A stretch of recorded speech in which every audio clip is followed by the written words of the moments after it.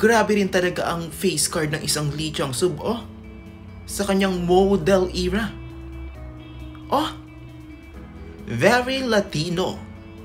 Very delicious. Ganun. Pinagpala rin to eh, no?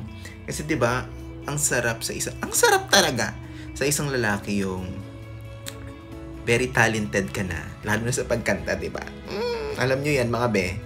Tapos meron ka pang ganyang face card. Tapos very funny pa.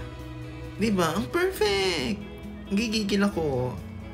So ayan yung masasaksihan yung mga be sa kauna-unahang solo concert ni Lee Chang-sub ng B2B sa SM North EDSA Sky Dome para sa kanyang Wayfarer in Manila. Yes, available pa ang tickets sa SM Tickets at sa L Squared Productions bio.